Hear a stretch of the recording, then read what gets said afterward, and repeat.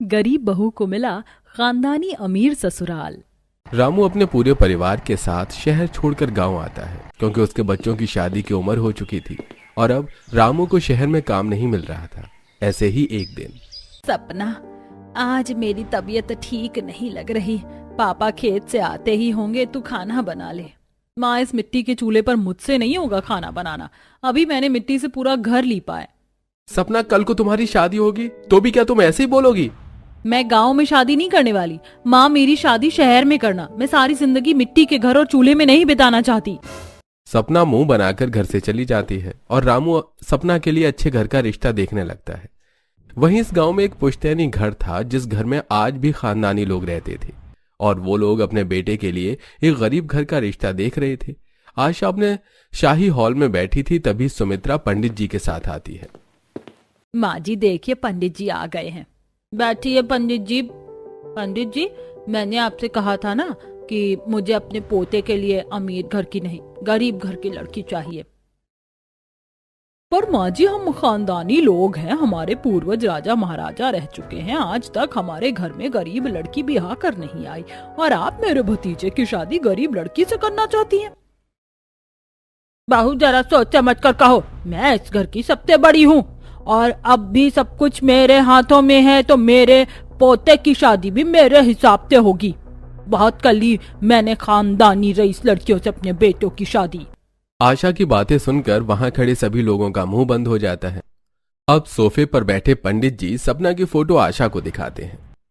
ये लड़की काफी गरीब है, शहर में रहती थी, पर काम न चलने की वजह से शहर छोड़कर इसके पिता को अपने पूरे परिवार के साथ गांव वापस आना पड़ा। गांव में ये खुद मिट्टी के चूल्हे पर खाना बनाती है, घर संभालना जानती है। शहर से गांव शिफ्ट हो गए, इसका मतलब काफी गरीबी और मजबूरी का सामना किया है। मुझे रिश्ता मंजूर है। आप बताइए, मैं रिश्ता लेकर कब जाऊं? मैं आज लड़की वालों से बात कर लेता हूँ, उसके बाद आपको बताता हूँ। इस तरह पंडित बिना देरी करे रामू के घर जाते हैं और उसके साथ बैठकर सूरज के बारे में बताते हैं। जब उसके परिवार को यह पता चलता है कि वो लोग खानदानी अमीर हैं और एक समय पर उसके परिवार वाले राजा महाराजा रह चुके हैं, तो वो लोग इस रिश्ते के लिए हाँ कर देते हैं और सपना को मनाते हैं। दीदी, इस रिश्ते के लिए हाँ कर दो। उनके पूर्वज राजा महाराजा रह चुके हैं, पुश्तैनी घर है, खानदानी लोग हैं। मैंने सुना है बहुत अमीर है। अगर कोई गरीब उनके घर भीख मांगने आता है तो वो दान में 10 रुपए नहीं बल्कि सोने चांदी का हार देते हैं। सोचो, जो भिखारी को इतना दान देते हैं वो कितने अमीर होंगे। पर मेरा सपना था कि शहर में किसी अमीर घर की बहू बनूं। पर अगर ये लोग इतने ही अमीर हैं तो गांव भी चलेगा। सपना भी इस रिश्ते के लिए हाँ कर देती है और कुछ ही दिनों में आशा अपने पूरे परिवार के साथ नौकरों के हाथों में शगुन की थाल के नाम पर पैसे और गहनों से भरी थाल लेकर आती है। साथ ही कुछ ढोल बाजे वाले को भी अपने साथ ले आती है। ये सब देखकर सपना और उसके परिवार की आंखें खुली रह जाती हैं। कुछ ही देर में आशा रिश्ता पक्का करते हुए सपना की नोटों की गड्डी से नजर उतारती है और ढोल बाजे वाले को न्यौछावर कर देती है। साथ ही शगुन के तौर पर काफी सारा सोना चांदी और पैसा आशा और सुमित्रा सपना को देती है। बहू, अब बस तुम्हारे घर आने का इंतजार है। जब तक शादी नहीं हो जाती आपको हमारी अमानत संभाल के रखनी होगी। इस तरह आशा रिश्ता पक्का कर देती है और सभी गांव वाले ये देख आपस में बातें करते हैं। किस्मत वाली हो शांति बहन, तुम्हारी बेटी का रिश्ता ऐसे घर में लगा है। भाई सही कहा भाभी जी, अब तो मेरी बेटी उस घर में राज करेगी, राज। ये देख पूरा परिवार काफी खुश होता है और कुछ ही दिनों में रामू अपने बेटे का भी रिश्ता तय कर देता है और सपना के शगुन की थाल में से ही कुछ गहने लेकर अपनी बहू को दे देता है। समय गुजरता है और बहुत जल्द शादी का दिन नजदीक आ जाता है और शादी से पहले सपना अपने कमरे में बैठकर अपनी भाभी को फोन करती है। भाभी, रिश्ता पक्का होने के बाद आपको जो अंगूठी दी गई थी वो भी मेरे ससुराल की तरफ से आई थी। मैं तो बहुत जल्द इस गरीब घर से निकलकर खानदानी पुश्तैनी घर में चली जाऊंगी। उनके पास तो इतना पैसा है कि वो गरीबों को भी सोना चांदी दान कर देते हैं। सपना, मैं बहुत खुश हूँ कि तुम इतने बड़े घर की बहू बनने जा रही हो, पर तुम गरीब घर से हो तो ससुराल जाकर पैसे की बचत करना। निशा की बातें सुनकर सपना चिढ़ जाती है और फोन रख देती है। इसी तरह कुछ दिन बीत जाते हैं और शादी से कुछ दिन पहले एक बार फिर सुमित्रा अपनी सास के साथ काफी सारे कपड़े गहने लेकर आती है और बैठती है। चाय नाश्ता करके कुछ देर बैठने के बाद वो गहने कपड़े अपनी बहू सपना को उसके हाथों में देती है। हमारे घर का रिवाज है, ससुराल से सारा सामान बहू के लिए जाता है। इतना बोलकर सुमित्रा आशा के साथ पैसे, गहने, कपड़े देकर चली जाती है और सपना उन सभी की फोटो खींचकर अपनी भाभी को देती है और वीडियो कॉल करती है। अगर इनमें से कुछ पसंद हो तो बता देना, मैं यहीं छोड़कर चली जाऊंगी, क्योंकि मैं तो आपकी शादी में रहूंगी नहीं, तो शादी के बाद आऊंगी आपके लिए तोहफा लेकर। मुझे इसमें से कुछ नहीं चाहिए, ये सब तुम्हारा है। निशा से बात कर सपना का मुंह बन जाता है। देखते ही देखते शादी का दिन आ जाता है और जब बारात आती है तो पूरा गांव देखता रह जाता है। बैंड बाजे, ढोल बजते आ रहे हैं। दूल्हा ओपन रूफ लग्जरी गाड़ी में नाचता आ रहा है और पूरा परिवार पैसा लुटाते हुए चले आ रहे हैं। सुमित्रा, शोभा गरीब लोगों को चीजें बांटते हुए चल रही हैं। अरे ये लो पैसों की गड्डी, आज मेरे बेटे की शादी है, मेरी तरफ से ये चेन रख लो, तुम भी क्या याद रखोगे। अब कुछ ही देर में शादी करके सपना अपने ससुराल पहुंचती है और वो जैसे ही गाड़ी से उतरती है, आशा जाकर सबसे पहले नोटों की गड्डियों से सपना की नजर उतारती है और गरीबों में बांट देती है। उसके बाद सपना सोने के कलश को गिराकर गृह प्रवेश करती है और उसकी सास हीरे वाली थाली से आरती उतारती है। अब वो जैसे ही अंदर जाती है, सारे नौकर उस पर फूल बरसाते हैं और इस तरह वो लिविंग हॉल में आकर बैठती है, जहां सुमित्रा, विनोद अपने गले की चेन निकालकर सपना को दे देते हैं। बहू, ये चैन खानदानी है, मेरा एक ही बेटा है, इसलिए मैंने तुम्हें दे दिया। कल को तुम्हारे बच्चे हो तो तुम भी उन्हें दे देना। भाभी, मेरी तरफ से आपके लिए सोने का कमरबंद। और मेरी तरफ से मेरी भाभी के लिए 10 लाख रुपए का चेक। कितना अमीर ससुराल है मेरा। जिस दिन से रिश्ता लगा है उस दिन से बस मेरे ऊपर पैसों की बारिश कर रहे हैं, पर ना इनका पैसा कम हो रहा है और ना ही गहना। और मेरा ये पुश्तैनी घर भी कितना बड़ा है, ऐसा लग रहा है मैं जैसे किसी राजमहल में आ गई। खानदानी ससुराल पाकर सपना की खुशी का ठिकाना नहीं रहता। कुछ ही देर में कोमल सपना को उसके कमरे में ले जाती है। अपने सजे हुए कमरे को देखकर सपना और ज्यादा खुश हो जाती है और अपने पति से कहती है, हमारा पुश्तैनी घर तो काफी बड़ा है, कहीं मैं खो ना जाऊं। आप मुझे हमारा पुश्तैनी घर दिखा दीजिए। यह भी कोई कहने वाली बात है, चलो मैं अभी तुम्हें पूरा घर दिखाता हूँ। अब सूरज सपना को अपने कमरे से रसोई में ले जाता है, जो कि काफी बड़ी और सुंदर होती है। कुछ ही देर में वो सपना को ड्राइंग रूम दिखाता है और उसके बाद वो सीढ़ी चढ़ते हुए ऊपर जाते हैं, जहां रास्ते में दीवारों पर सपना अपने पूर्वजों की फोटो देखती है, जो एक टाइम पर राजा थे। कुछ देर में वो ऊपर जाती है। ऊपर काफी सारे कमरे और गलियारे होते हैं। अब एक एक करके सपना काफी सारे कमरों में जाती है और उनमें से कुछ कमरे शाही थे। ये है हमारे पर दादाजी का कमरा, जब वो राजा हुआ करते थे। मुझे तो यकीन ही नहीं हो रहा, मैं सच में खानदानी घर की बहू बन चुकी हूँ।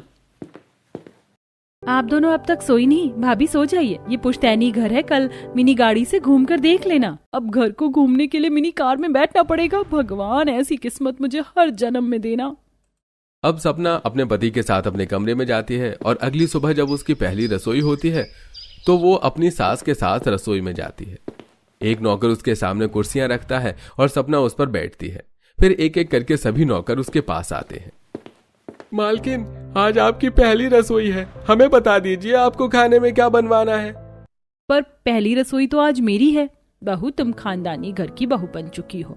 हमारे घर की बहुएं काम नहीं करती। ये नौकर तुम्हारे सामने खाना बनाएंगे, तुम बस खाने को हाथ लगा देना और तुम्हारी पहली रसोई हो जाएगी। इतना बोलकर सुमित्रा वहां से चली जाती है और सपना वहीं बैठे रहती है। अब सभी नौकर शाही खाना बनाकर सपना के सामने रखते हैं और सपना सभी को हाथ लगा देती है। कुछ ही देर में पूरा परिवार डाइनिंग टेबल पर खाने के लिए आता है और सब पहले खाते हैं और फिर सपना के खाने की तारीफ करते हैं। अरे, आज खाने का स्वाद ही अलग है, मजा आ गया। बहू, तुम्हारी पहली रसोई थी, तुम मुझे बताओ इसमें से तुमने क्या बनाया है। माँ जी, हम खानदानी लोग हैं, हमारे घर की बहुएं काम नहीं करती, याद है ना आपको। शोभा, बहुत तुम खानदानी हो, अमीर घर से आई हो, पर सपना बहुत गरीब घर से। सपना बहू, यहाँ आकर रुपए पैसे देकर इनकी तरह मत बन जाना, ठीक है। बड़ा परिवार है, तुम खाना नहीं बनाओगी, पर कोशिश करना कि कुछ कुछ काम कर सको, वरना इनकी तरह आलसी बन गई तो हाथ पैर जाम हो जाएंगे। माँ, आज बहू की पहली रसोई है, ये लो बहू, मेरी तरफ से 20 लाख रुपए तुम्हारी रसोई का नेग। मैं तो अपनी बहू को रानी हार दूंगी। लो बहू। अब कोई सपना को नोटों की गड्डियां देता है तो कोई उसे सोने चांदी का सामान, और कुछ देर बाद सूरज कमरे में सपना को हनीमून की टिकट दिखाता है। हम हनीमून के लिए जा रहे हैं। मैं तो आउट ऑफ कंट्री सोच रहा था, पर अभी तुम्हारे पास पासपोर्ट नहीं है तो इसलिए पहले इंडिया ही घूम लेते हैं। हनीमून टिकट देखकर सपना काफी खुश होती है और हनीमून पर जाने से पहले अपने पति के साथ अपने मायके जाती है, जहां उसकी भाभी बाकी परिवार वालों के साथ सब्जियां साफ कर रही थी। माफ करना भाभी, मेरी शादी के अगले ही दिन भैया की शादी थी, इसलिए आपसे मिल नहीं पाई, पर सोचा हनीमून पर जाने से पहले आपसे मिल लूं। वैसे यहाँ कोई परेशानी तो नहीं हो रही? अपने घर में भला कैसी परेशानी, अपना टूटा घर भी अच्छा लगता है। आप तो ऐसा बोलोगी ही ना, क्योंकि अब आपकी किस्मत जो नहीं बदल सकती। अच्छा मैं चलती हूँ, यहाँ मैं और ज्यादा देर रुक नहीं पाऊंगी। सपना अपने ससुराल वालों की तरह जाने से पहले अपने सोने के कड़े अपनी भाभी को देकर चली जाती है। अब पहाड़ों पर सपना अपने पति के साथ काफी एंजॉय करती है और कुछ दिनों बाद रात को जब वो लोग हनीमून से घर आ रहे होते हैं तो कुछ गुंडे उनकी कार को रास्ते में रोक लेते हैं और सपना के सारे गहने पैसे लूट कर भाग जाते हैं, जिससे सपना काफी परेशान हो जाती है और पूरे रास्ते बस इसी के बारे में सोचती है कि किस तरह शादी से पहले जब एक बार उसके पापा के पैसे चोरी हुए थे तो वो डिप्रेशन में चले गए थे। रामू जमीन पर बैठकर रो रहा था और शांति खड़ी होकर उस पर गुस्सा कर रही थी। बाकी तीनों बहन भाई भी अपने पिता के पास बैठे थे। अरे क्या जरूरत थी रात को इतना पैसा लेकर आने की, 15,000 कोई कम नहीं होते। सारी गलती मेरी है, मैं जानता हूँ रात के वक्त इस रोड पर गुंडे घूमते हैं, अरे मुझे इतने पैसे लेकर इतनी रात को आना ही नहीं चाहिए था। पैसे चोरी होने की वजह से रामू 1 महीने तक सदमे में रहता है। यह सब कुछ सोचकर सपना भी परेशान हो जाती है। मेरे पापा के 15,000 रुपए चोरी हुए थे तो वो 1 महीने तक सदमे में थे। कहीं मेरे पति को कुछ ना हो जाए। हमारे तो लाखों रुपए चोरी हो गए और करोड़ों के गहने। घर पर कहीं दादी जी भी नाराज ना हो जाए। सूरज सपना से बात नहीं करता और चुपचाप वो लोग घर आते हैं। घर आने के बाद जब सबको ये पता चलता है कि उनका सब कुछ चोरी हो गया है तो सोफे पर बैठी दादी सास सूरज को डांटती है, पर पूरे परिवार को कोई फर्क नहीं पड़ता। अरे बहू को लेकर सुबह निकल जाता, जानता भी है तूने लाखों करोड़ों का नुकसान कर दिया। तुझे मैंने 1000 बार बोला है उस रास्ते से रात में नहीं आना। तो क्या हो गया माँ जी, 1 करोड़ रुपए कोई ज्यादा नहीं, अगर हो गई चोरी तो हो जाने दीजिए। और हम कोई गरीब नहीं है जो इतने से पैसे के खोने पर अपने बेटे को सुनाए। हाँ बहू, तुम सब तो बोलोगे ही, खुद ने कभी मेहनत तो की नहीं है, बैठे बैठे सब कुछ जो मिल जाता है। पर याद रखना, ये खानदानी पैसा जो आज तुम उड़ा रहे हो ना, ये तुम्हारे पूर्वजों ने तुम्हारे लिए संभाल के रखी थी, पर जिस तरह से तुम लोग इन्हें बर्बाद कर रहे हो, मुझे नहीं लगता कि आने वाली पीढ़ी के लिए कुछ बचेगा भी। नाराज शांति खुद सीढ़ियां चढ़कर ऊपर चली जाती है और बाकी लोग अपने पर्सनल नौकरों को बुलवाते हैं और व्हील चेयर पर बैठ जाते हैं, जिसके बाद उनके नौकर उन्हें उनके कमरे तक ले जाते हैं और उनके बिस्तर पर लिटाकर उन्हें चादर उड़ाते हैं। साथ ही उनके लिए रसोई से पानी और जूस लेकर आते हैं। ये सब देखकर सपना को काफी हैरानी होती है। सूरज, इतने पैसे चोरी हो गए पर किसी को तो कोई फर्क ही नहीं पड़ रहा। घर में सब कितने आलसी हैं, मेरा मतलब कितने आराम से बैठे हैं। अरे सपना, क्यों इतना टेंशन ले रही हो? बहुत रुपए पैसे हैं हमारे पास। अगर हम कुछ काम न करें और दोनों हाथ से पैसे लुटाए ना तो भी गरीब नहीं होने वाले, इसलिए तुम बेफिक्र रहो। इतने पैसे तो चोरी होते रहते हैं और ये मेरे साथ पहली बार नहीं हुआ है। सूरज की बातें सुनकर सपना और हैरान हो जाती है और अगली सुबह देखती है कि घर के सभी नौकर हर सदस्य के कमरे में जाकर उन्हें उठा रहे हैं और खाने की टेबल पर भी वो लोग अपना खाना खुद से नहीं ले रहे। तुम्हें यहाँ खड़े होने के लिए काम पर नहीं रखा है, खाना परोसो, मेरी रोटी खत्म हो गई है। चाची जी, आपके सामने ही रोटी रखी, आप खुद भी ले सकती थी। बहू, हमने इतने घर में नौकर इसलिए नहीं रखे ताकि हमें सारा काम खुद करना पड़े। अगर नौकर के सहारे रही ना तो समय से पहले हाथ पैर काम करना बंद कर देंगे। नाराज आशा बिना खाना खाए अपने कमरे में चली जाती है। ये देख सपना को काफी बुरा लगता है और वो भी आशा के साथ उसके कमरे में जाती है, जहां दादी सास खिड़की के पास कुर्सी पर बैठी थी। मुझे माफ करना दादी जी, माना कि हम अमीर हैं, पर जो पैसे चोरी हुए हैं वो बहुत बड़ी रकम थी। चलो बहू, तुम्हें तो एहसास हुआ कि हमने कितने का नुकसान झेला है, वरना मेरे तो सारे बच्चे अपने पुश्तैनी घर में रहकर खानदानी पैसों को उड़ा रहे हैं। इन्हें तो कोई शर्म ही नहीं है कि कैसे पैसे बचाएं और कमाए जाते हैं। अभी देखना, तुम्हारी नंद ड्राइवर के साथ पार्टी करने के लिए दोस्तों के साथ जाएगी और वहाँ 2-3 लाख रुपए उड़ाएगी। तुम्हारे दोनों ससुर जी पूरे दिन घर में पड़े रहते हैं और तुम्हारा पति भी बस सट्टेबाजी खेलता है। जिस तरह से ये लोग खानदानी पैसों का गलत इस्तेमाल कर रहे हैं, मुझे नहीं लगता कि आने वाली पीढ़ी के लिए कुछ बचेगा। समझ नहीं आता कि कैसे इन्हें सुधारूं। दादी जी, मेरे पास एक आइडिया है। अगर आप चाची जी और माँ जी को लालच दें तो वो काम जरूर करेंगी। जब मेरी माँ को मुझसे कोई काम करवाना होता था तो वो अक्सर मुझे लालच देती थी। और रही कोमल और देवर जी की बात, तो उन्हें पार्टी करने के लिए जाने दीजिए, इसमें मेरे भाई बहन हमारी मदद करेंगे। बहू, आज मुझे लग रहा है कि तुझसे सूरज की शादी करवा कर मैंने सही फैसला लिया। अब तू ही इन्हें सुधार सकती, तुझे जो करना है तू कर, मैं तेरे साथ हूँ।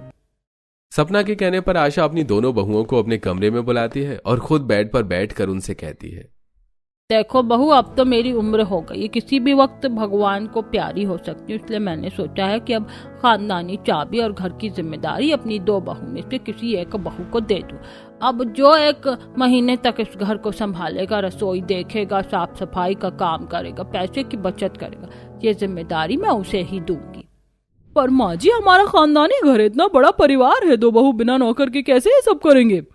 अब तुम्हारी सास इतनी भी जालिम नहीं है, मैं 100 नौकर में से 10 नौकर घर में रखूंगी, तुम उन्हीं की मदद लेना। ठीक है माँ जी, मुझे मंजूर है, आप देखना 1 महीने में मैं कितने अच्छे से घर और रसोई संभालती हूँ, पैसे की बचत करती हूँ। लालच में आकर दोनों बहू अपने सास की बात मान लेती हैं, जिसके बाद आशा अपने दोनों बेटों को बुलाती है। तुम्हारे पिताजी के जाने के बाद ना सिर्फ घर बल्कि हमारा खानदानी बैंक बैलेंस, गहने, रुपए, पैसे और कंपनियां भी मैं ही संभाल रही थी। बिना मेरी इजाजत के एक पत्ता नहीं हिलता, पर अब मैं चाहती हूँ कि मेरे कंधों का बोझ मेरे बच्चे उठाएं। अगर तुम मुझे 1 महीने में 100 करोड़ का प्रॉफिट दोगे और रोज ऑफिस जाकर खुद काम करोगे तो मैं ये सब कुछ तुम्हें दे दूंगी। और अगर तुम दोनों इस टेस्ट में फेल हो गए तो मैं हमारा खानदानी रुपया, पैसा और पुश्तैनी घर अनाथ बच्चों के नाम कर दूंगी। अब फैसला तुम्हारा है।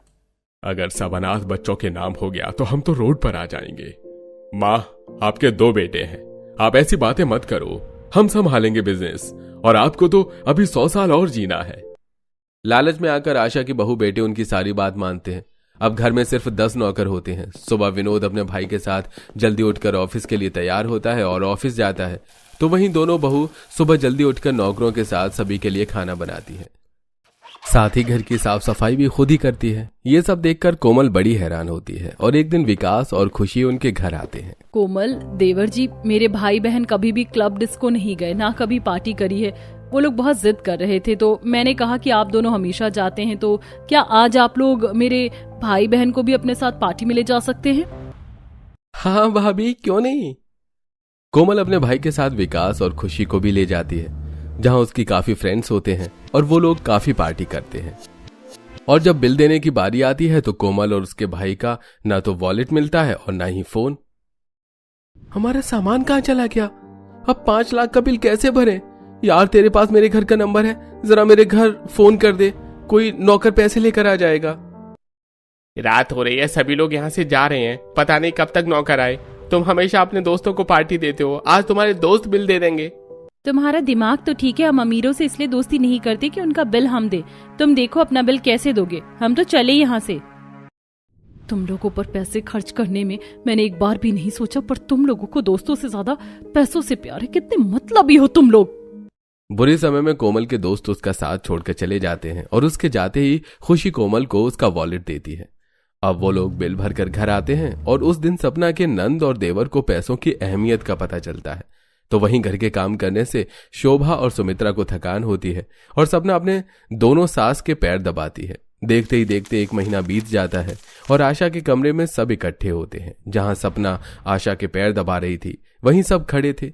उसके दोनों बेटे 200 करोड़ का प्रॉफिट करके अपनी मां को दिखाते हैं। साथ ही शोभा और सुमित्रा 5 नौकरों को और निकाल देती है। घर में हम 3 औरतें हैं और अब तो कोमल भी घर के कामों में हाथ बटाने लगी, इसलिए हमने फालतू नौकरों को निकाल दिया। माँ, ये है इस महीने का प्रॉफिट। आपने 100 का टारगेट दिया था, हमने 200 कर दिया। बाकी बातें हम कल करते हैं। मुझे कल आउट ऑफ सिटी जाना है ऑफिस के काम से। और हाँ दादी, मुझे इस महीने की पॉकेट मनी नहीं चाहिए। मेरे पास अब भी अकाउंट में पैसे रखे हैं और अब मुझे फिजूल खर्ची भी नहीं करनी। पैसे बहुत इंपॉर्टेंट होते हैं। इस तरह 1 महीने में सपना अपनी सूझबूझ से अपने पूरे परिवार को रास्ते पर ले आती है। सपना बहू, तुम्हारा आइडिया काम कर गया, अब मैं चैन से मर सकूंगी। दादी जी, आपको मरना नहीं है, आपको तो अब और तरक्की करते हुए देखना है अपने बच्चों को। आज आशा काफी खुश होती है और अपनी दोनों बहू को अपने पुश्तैनी घर की चाबी दे देती है। तो वहीं अपने दोनों बेटों को ऑफिस की सारी जिम्मेदारी अब सूरज भी अपने भाई के साथ अपने पिता का कारोबार में हाथ बटाता है और वहीं कोमल भी खाली समय में घर के कामों में अपनी माँ, चाची और भाभी का हाथ बटाती है। और जब सपना अपने मायके अपने परिवार से कभी कभी मिलने जाती है तो सब सपना की तारीफ करते हैं। देर सही पर तुमने मेरी बात मानी और अपने ससुराल वालों की तरह पैसे की बर्बादी ना कर उसे संभालना सीखा और उन्हें भी सिखाया। ये सब कुछ आप लोगों के साथ की वजह से हुआ है, वरना मैं अकेली कुछ नहीं कर पाती।